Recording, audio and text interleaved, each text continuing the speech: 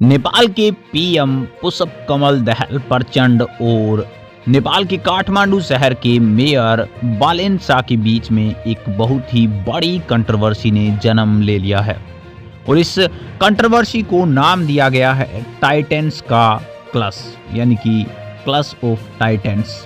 तो आप सोच सकते हैं कि कितना बड़ा ये क्लश हो सकता है।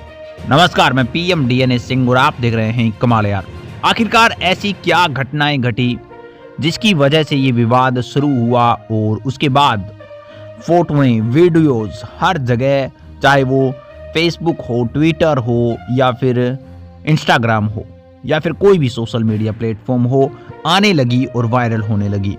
क्या था ये आखिरकार मुद्दा, वही जानेंगे। तो वीडियो के अंत तक बने रहिए और अगर आप चैनल पे नए हों तो चैनल को सब्सक्राइब करके बेल आइकन दबा लीजिए ताकि आपको पूरा अपडेट भी सबसे पहले मिल सके। चलिए वीडियो को शुरू करते हैं। बालेन शाह अपने कामों के लिए भी जाने जाते हैं तो दूसरी तरफ वो अपने अग्रेसिव मोड के लिए भी जाने जाते हैं। वो किसी कार्य को करते हैं तो वो बहुत जल्द पूरा करते हैं और इसके साथ साथ किसी भी चीज़ पर एक्शन लेते हैं तो वो भी बहुत ज़्यादा जल्द लेते ही हैं।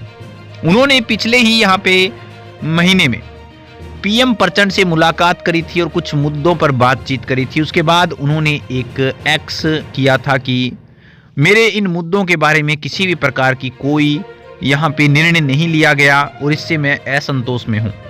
यानी कि एक बात तो जाहिर है कि बालेंद्र शाह पहले से ही असंतोष के अंदर थे।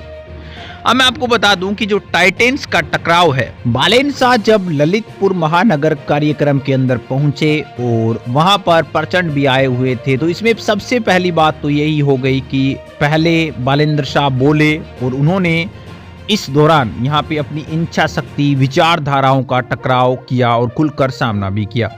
उन्होंने कई मुद्दों को भी छेड़ा, बागमती कॉरिडोर, कचरा समेत बहुत से मुद्दों को उन्होंने छेड़ा और शक्तिशाली सिंगा दरबार के बीच बढ़ती खाई का पता के बारे में भी पूछा। प्रधानमंत्री दहल और मेयर के बीच दो तरफा पूछताछ ने एक उग्र पहेली को जन्म दे दिया। क्या यहाँ पे कार्यकारी प्रधानमंत्री के लिए स्थानीय मांगों के खिलाफ इस तरह की मौखिक गोलाबारी करना उचित था?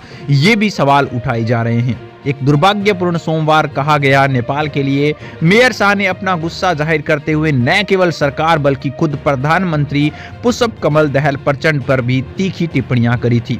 विवाद की जड़ कथित सहयोग की कमी और महत्वपूर्ण कार्यों को ऊपर किसी भी प्रकार का फैसला न लेना बताया जा रहा है, जैसा कि प्रतिष्ठित बागमती नदी के किनारे से अतिक्रमणकारियों को बेदखल करना, लंबे समय से चले आ रहे कचरा संकट का समाधान और अन्य मुद्दे भी इस यहाँ पे जो विवाद है उसका जो खामियाजा बता रहे हैं।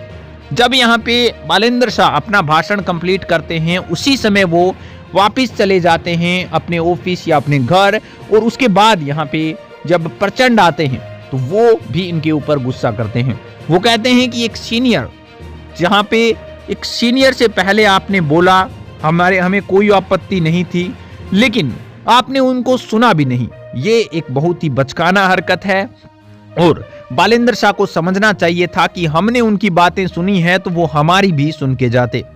बालेंद्र जी पहले बोले, चले गए, ये मुझे बहुत ज़्यादा यहाँ पे गुस्सा दिलाने वाला कार्य करके गए हैं। इसके साथ साथ प्रधानमंत्री दहल के ने व्यक्तित्व को न केवल अपनी राय व्यक्त की बल्कि विभिन्न दृष्टिकोणों को सक्रिय रूप से सुनकर समर्थक बातचीत में शामिल होने की आवश्यकता पर भी जोर दिया।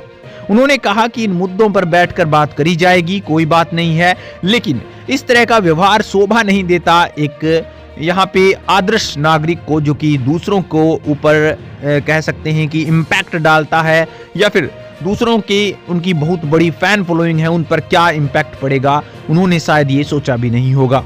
लेकिन दोस्तों एक बात जरूर है कि ये क्लश अब और बड़ा भी हो सकता है जिस तरह से वायरल कर रहा है। इन दोनों के बीच में आपको कौन सही लगता है, अपने विचार कमेंट सेक्शन में जरूर लिखिए। चलिए आज के लिए इतना रखते हैं, कोई नया अपडेट मिलता है तो फिर आपके सामने हाजिर होंगे। वीडियो को लाइक कीजिए, शेयर कीजिए और अगर आप चैनल पे नए हों तो चैनल को सब्सक्राइब करके बेल आइकन दबा लीजिए ताकि आपको अपडेट भी सबसे पहले मिल सके।